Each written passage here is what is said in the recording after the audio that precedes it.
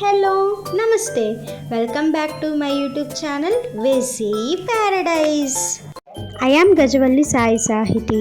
ఈరోజు special Christmas season రెసిపీస్లో భాగంగా plum cake ఎలా చేసుకోవాలో చూపించబోతున్నాను. క్రిస్మస్ వచ్చిందంటే ఫస్ట్ మనకి గుర్తొచ్చే రెసిపీ ప్లమ్ కేక్. క్రిస్మస్కి ప్లమ్ కేక్ ఎందుకు అంత ఫేమస్ అని చాలామందికి డౌట్ వస్తుంది కదా. ప్లమ్ కేక్ ఒక బ్రిటన్ డిష్. ఇంగ్లాండ్లో చాలా famous dessert. Christmas days start అయిన వెంటనే ప్లమ్ కేక్ తినటం స్టార్ట్ చేస్తారు. ఎందుకంటే ఫాస్టింగ్ ఉన్న టైంలో ఈ ప్లమ్ కేక్ చాలా ఎనర్జీని ఇస్తుంది. దీనికోసమే క్రిస్మస్కి ప్లమ్ కేక్ అంత ఇంపార్టెంట్. సో ప్లమ్ కేక్ని యూజ్ చేసి రెయిన్డీర్ ఎలా చేసుకోవాలో కూడా మీకు చూపిస్తాను. మరి రెయిన్డీర్ స్పెషాలిటీ ఏంటో తెలుసుకోవాలి కదా. క్రిస్మస్ ఫాదర్ అయిన శాంటా క్లాస్ క్రిస్మస్ రోజున రెయిన్డీర్ హెల్ప్ తోటి ప్రతి ఇంటికి వస్తారని నమ్మకం. మరి శాంటా క్లాస్ రెయిన్డీర్ హెల్పే ఎందుకు తీసుకుంటున్నారో తెలుసా? ల్యాండ్ మీద ట్రావెల్ చేసే యానిమల్స్లో రెయిన్డీర్ చాలా ఫాస్ట్గా ట్రావెల్ చేయగలుగుతుంది. అందుకే శాంటా క్లాస్ ఈ యానిమల్ని సెలెక్ట్ చేసుకున్నారు. Let's begin the recipe process. ముందుగా ఒక బౌల్లో 1/3 కప్ ఆరెంజ్ జ్యూస్ తీసుకోవాలి.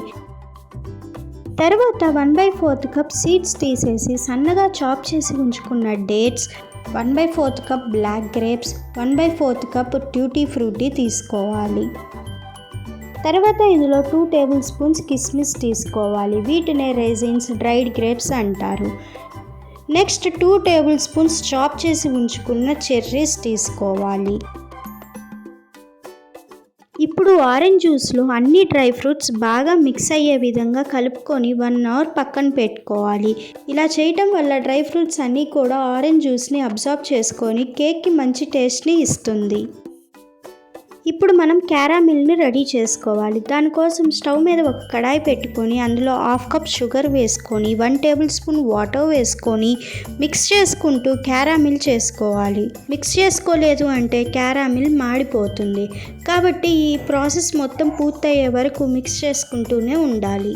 క్యారామిల్ ఈ కన్సిస్టెన్సీలోకి వచ్చిన తర్వాత అందులో 1/2 కప్ వాటర్ వేసుకొని ఫాస్ట్గా మిక్స్ చేసుకోవాలి. ఇలా మిక్స్ చేసుకున్న తర్వాత మనకు కావాల్సిన క్యారామిల్ రెడీ అయిపోతుంది. దీనిని పక్కన పెట్టుకోవాలి. 1 అవర్ తర్వాత మనం చూస్తే డ్రై ఫ్రూట్స్ ఆరెంజ్ జ్యూస్ని బాగా అబ్జార్బ్ చేసుకుంటాయి. ఇప్పుడు దీనిని ఒకసారి మిక్స్ చేసుకోవాలి. ఇప్పుడు ఇందులో చాప్ చేసి ఉంచుకున్న 2 table spoons almond, 2 table spoons cashew వేసుకొని ఒక్కసారి మిక్స్ చేసుకోవాలి. ఆల్మండ్ అండ్ క్యాష్యూ ఇప్పుడు మిక్స్ చేయటం వలన కేక్లో అక్కడక్కడ క్రంచీగా తగులుతూ భలే ఉంటాయి. ఇప్పుడు మనం ఈ డ్రై ఫ్రూట్స్ అన్నిటినీ కూడా కేక్ బ్యాటర్ ప్రిపేర్ చేసుకునే బౌల్లోకి ట్రాన్స్ఫర్ చేసుకోవాలి. తర్వాత ఇందులో 1/4 కప్ కరిగించి ఉంచుకున్న బటర్, 1/4 కప్ పాలు వేసుకొని ఒక్కసారి మిక్స్ చేసుకోవాలి. తర్వాత ఇందులో 1 కప్ మైదా కానీ గోధుమ పిండి కానీ తీసుకోవాలి. నెక్స్ట్ ఇందులో 1 teaspoon baking powder, 1/2 teaspoon baking soda, 1 teaspoon దాల్చిన చెక్క పొడి వేసుకొని బాగా మిక్స్ చేసుకోవాలి. ఈ ప్రాసెస్లో దాల్చిన చెక్క పొడి అస్సలు స్కిప్ చేయకండి. దీనివల్లనే కేక్కి చాలా మంచి టేస్ట్ వస్తుంది. నెక్స్ట్ ఇందులో ముందుగా రెడీ చేసి ఉంచుకున్న క్యారామిల్ మొత్తాన్ని వేసుకొని కట్ అండ్ ఫోల్డ్ మెథడ్లో మిక్స్ చేసుకోవాలి. కేక్ బ్యాటర్ ఇక్కడ చూపిస్తున్న కన్సిస్టెన్సీలో ఉండాలి.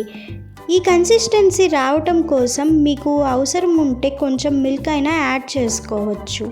ఇప్పుడు ముందుగానే బటర్ పేపర్ వేసి బటర్ గ్రీస్ చేసి ఉంచుకున్న కేక్ టిన్లోకి బ్యాటర్ మొత్తాన్ని ట్రాన్స్ఫర్ చేసుకొని ట్యాప్ చేసుకొని పైనుంచి మీకు నచ్చిన డ్రై ఫ్రూట్స్ తోటి గార్నిష్ చేసుకోవాలి. ఇప్పుడు ఈ కేక్ టిన్ని ముందుగానే ప్రీహీట్ చేసి ఉంచుకున్న కుక్కర్లో పెట్టుకొని 35 to 45 మినిట్స్ బేక్ చేసుకోవాలి.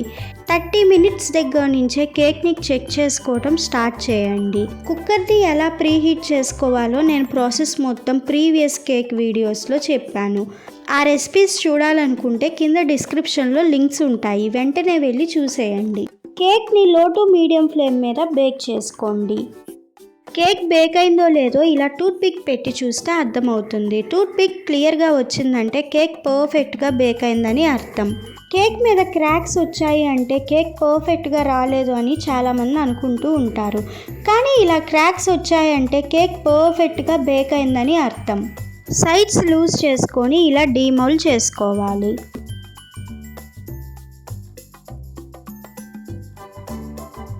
ఇప్పుడు మనకి ప్లమ్ కేక్ పర్ఫెక్ట్గా రెడీ అయిపోయింది. దీనితోటి రైన్డీర్ ఎలా చేసుకోవాలో చూపిస్తాను రండి. ఫస్ట్ కేక్ని ట్రయాంగిల్ షేప్లోకి కట్ చేసుకోవాలి. చూడండి, ఎగ్స్ యూజ్ చేయకపోయినా కేక్ ఎంత సాఫ్ట్గా, ఫ్లఫీగా అండ్ స్పంజీగా వచ్చిందో. ఇప్పుడు రైన్డీర్ డిజైన్ కోసం చాక్లెట్ని మెల్ట్ చేసుకోవాలి. దానికి డబుల్ బాయిలింగ్ మెథడ్ కానీ ఓవెన్ కానీ యూజ్ చేయవచ్చు. నేను ఈరోజు డబుల్ బాయిలింగ్ మెథడ్ యూజ్ చేస్తున్నాను. దానికోసం ముందుగా ఒక బౌల్లో వాటర్ తీసుకొని బాగా బాయిల్ అవుతున్నప్పుడు దాని మీద మరొక బౌల్ పెట్టుకొని అందులో చాప్ చేసి ఉంచుకున్న చాక్లెట్ వేసుకొని కలుపుకుంటూ మెల్ట్ చేసుకోవాలి. మనం ఈ ప్రాసెస్ చేసుకునేటప్పుడు గుర్తుపెట్టుకోవాల్సిన విషయం ఏంటంటే కింద బాయిల్ అవుతున్న వాటర్ పైన ఉన్న బౌల్ బేస్కి టచ్ అవ్వకుండా చూసుకోవాలి. దాని వేపర్ మాత్రమే టచ్ అయ్యి చాక్లెట్ని మెల్ట్ చేసుకోవాలని గుర్తుంచుకోండి. ఈ ప్రాసెస్ని యూజ్ చేసుకొని dark chocolate compound, milk chocolate కాంపౌండ్ని మెల్ట్ చేసుకోవాలి. మెల్ట్ చేసి ఉంచుకున్న మిల్క్ చాక్లెట్ని ఒక పైపింగ్ బ్యాగ్లోకి ట్రాన్స్ఫర్ చేసుకొని పక్కన పెట్టుకోవాలి. ఇప్పుడు మెల్ట్ చేసి ఉంచుకున్న డార్క్ చాక్లెట్ని కట్ చేసి ఉంచుకున్న కేక్ పీస్ మీద ఇలా అప్లై చేసుకోవాలి.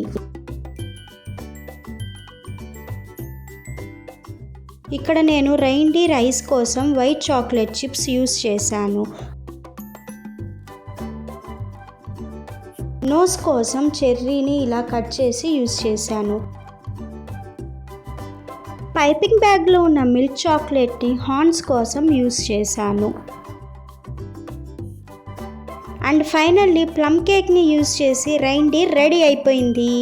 నేను చెప్పిన మెజర్మెంట్స్ కనుక ఫాలో అయితే మీరు కూడా eggless, spongy, soft and fluffy plum కేక్ని ఎంజాయ్ చేస్తారు. Stay tuned for more interesting recipes. Please do watch, like, share, comment and subscribe to my YouTube channel. Thank you for watching. Bye bye.